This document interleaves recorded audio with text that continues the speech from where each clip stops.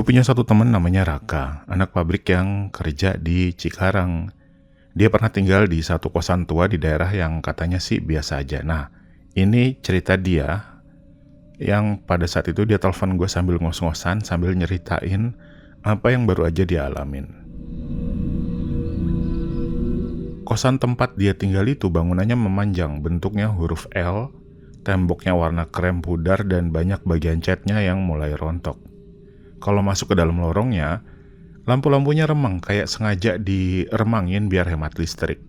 Suasananya emang gak terlalu serem sebenarnya, cuman agak lembab dan penuh suara-suara kecil dari tetangga kamar yang entah itu batuk atau lagi naik turun tangga, naik turun ranjang, biasalah kosan padat. Yang paling bikin aneh cuma kamar paling ujung yang selalu kosong. Kata ibu kos, jarang ada yang betah di situ karena terlalu sepi dan jarang kemasukan cahaya. Justru itu yang bikin Raka tertarik. Katanya dia lebih suka tempat yang jauh dari keramaian.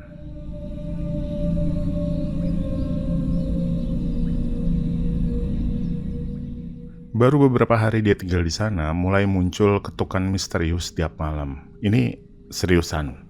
Ketukannya pelan, tapi cukup bikin orang tuh mikir, ini ada yang iseng apa enggak ya depan kamar gitu. Karena Raka orangnya santai, dia cuman ngiranya itu ulah bocah lokal lah atau pemuda kampung yang suka ngetes mental anak kos baru lah.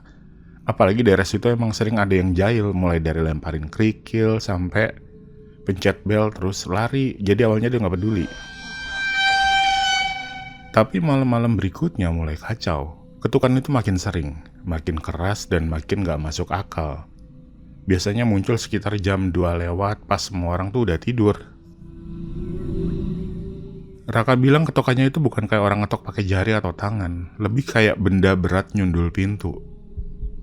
Ritmenya tuh kayak teratur, kayak ada pola, 3 kali berhenti, 3 kali lagi berhenti lagi. Nah, setiap malam tuh sama kayak gitu. Kalau dia buka pintu, lorongnya kosong, nggak ada suara langkah ngejauh, padahal lantai kosan tuh terkenal berisik banget kalau lagi diinjek. Serius, kalau orang jalan aja kedengeran kayak lantai lagi protes. Dia sempat nanya ke beberapa penghuni lain dan mereka cuma bilang kalau itu tuh kerjanya warga lokal lah. Tapi dari nada ngomongnya mereka, Raka ngerasa mereka lebih kayak ngibul biar gak ikut takut. Beberapa dari mereka bahkan ngasih tatapan yang ngeres, kayak ada sesuatu yang mereka tahu tapi gak mau dibahas panjang gitu aja. Tapi karena Raka masih ngeyel kalau semua itu ada penjelasannya, dia mutusin nih pasang CCTV kecil di atas pintu kamarnya, ngarah ke lorong. Kamera itu ditempel seadanya pakai double tape, tapi stabil lah buat tangkap gerakan apapun. Malam CCTV dipasang, ketukannya itu datang lagi. Raka sengaja nggak buka pintu, dia cuma nunggu pagi sambil ngeliatin plafon. Pura-pura nggak takut, padahal badannya keringetan dingin lah. Suara ketukannya tuh malam itu katanya paling keras selama dia tinggal di sana. Lebih dalam lagi, lebih padat lagi dan kerasa kayak ada sesuatu yang ngebentur pintunya pakai tenaga mekanis, bukan manusia. Pagi-paginya dia langsung ngambil HP sama buka rekaman CCTV. Nah, ini CCTV-nya yang pakai model ini ya, memory card, terus dibuka lah di HP gitu. Bukan yang pakai langsung di monitor ada layarnya di dalam pakai kabel dan lain sebagainya, enggak. Nah, disitulah semuanya berubah. Kata ceritanya si Raka nih, rekamannya tuh nyekokin rasa takut yang nggak pernah dia rasain seumur hidup. Di rekaman itu lorong kosong tuh kelihatan gelap di ujungnya. Lampu tengahnya tuh kelap-kelip kayak mau mati, terus dari yang remang-remang agak gelap itu, tahu-tahu muncul sosok pelan ngelayang gitu. Tingginya hampir sama kayak manusia, tapi gerakannya nggak normal.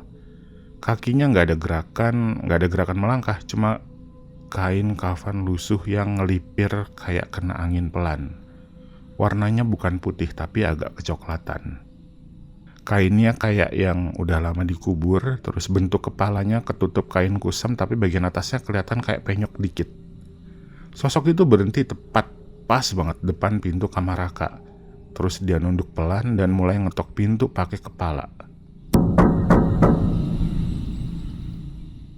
Kepalanya naik turun ngebentur pintu dengan irama yang sama kayak malam-malam sebelumnya. Enggak pakai tangan, enggak. Bukan pakai batu juga, tapi pakai kepala. Bagian kain kafan di kepalanya naik sedikit tiap kali kebentur, nunjukin area gelap yang bikin Raka merinding. Kayak ada sesuatu di bagian kain, di bagian bawah kain itu, tapi bukan wajah orang.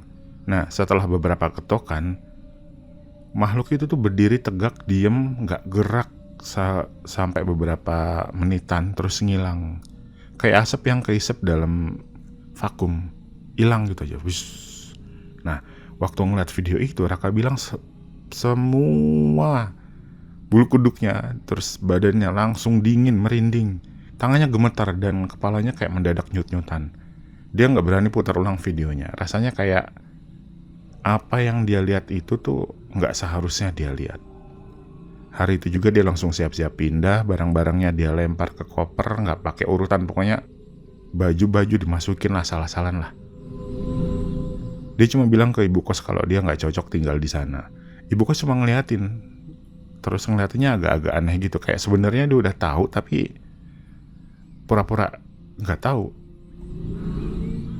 Raka pergi, mukanya pucat, dan sorenya dia udah tinggal di kosan baru deket tempat dia kerja.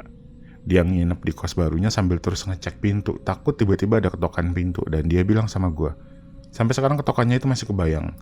Kayak bunyi kepala ngebentor kayu yang terlalu pelan buat dibilang manusia, tapi terlalu berat juga dibilang buat hewan. Yang bikin serem, videonya akhirnya nyebar ke anak kos lain. Mungkin awalnya cuma dikirim ke satu orang, terus bocor sampai ke warga sekitar. Ini sempat ramai kejadiannya. Setelah video itu nyebar, gosip mulai naik nih. Ada yang bilang di lorong itu pernah ada orang yang meninggal yang gak dibungkus benar. Ada juga yang bilang ada, ya itulah, hantu pocong yang selalu balik ke tempat pertama dia ditemuin.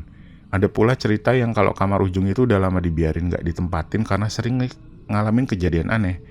Tapi semua cerita itu cuma rumor, gak ada yang pernah ngaku langsung ngalamin. Warga lokal yang biasanya iseng juga berubah. Yang tadinya suka ngetok pintu anak kos tengah malam, tiba-tiba gak ada yang berani lewat lorong itu lagi.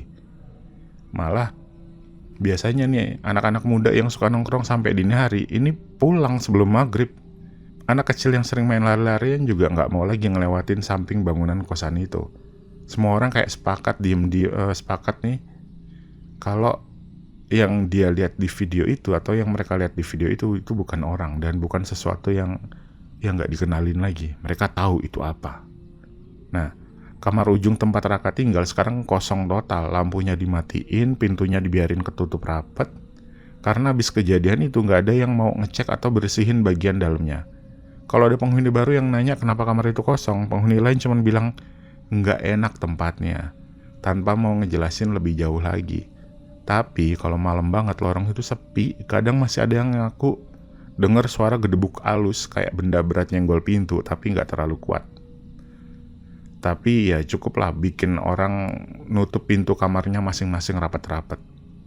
Raka sendiri nggak mau lewat daerah kos lamanya. Dia masih kerja di Cikarang, tapi tiap gue tanya soal kosan itu, dia langsung minta ganti topik. Katanya dia lebih mending kerja shift malam 3 hari berturut-turut daripada harus balik ke tempat itu, biarpun cuma lewat depan gerbangnya. Dia bilang ada satu hal yang selalu ngikutin dia pas abis kejadian itu, yaitu perasaan kalau selalu diawasin dari belakang setiap kali lorong tempat kerjanya gelap. Dan sebagai teman gue cuma bisa dengerin sambil merinding. Ya karena kalau orang kayak Raka aja sampai segitu takutnya, ya gue gak kebayang betapa realnya hal itu buat dia. Sampai sekarang warga sekitar masih percaya kalau ketokan misterius itu tuh bukan iseng orang. Tadinya sempat rame kalau ketokan misterius malam-malam itu tuh warga lokal yang sengaja mancing buat malak.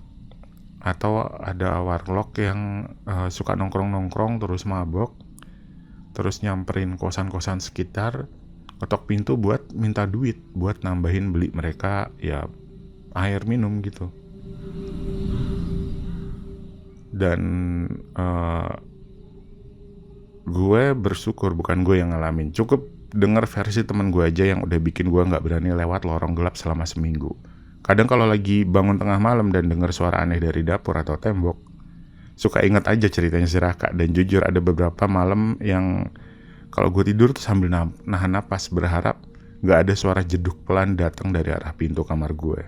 Karena setelah cerita itu, jadi percaya satu hal, kadang-kadang sesuatu yang kita kira cuman ulahnya orang atau manusia, justru datang dari tempat yang jauh lebih gelap.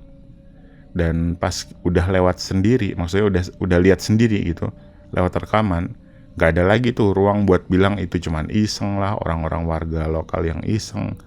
Hal-hal kayak gitu cukup diceritain aja, bukan dicari asal-usulnya.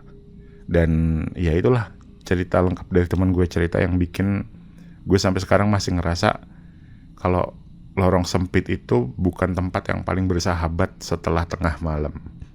Cerita yang bikin warga lokal di sana berhenti iseng, terus juga cerita yang bikin satu kamar kos di ujung lorong tetap kosong sampai hari ini.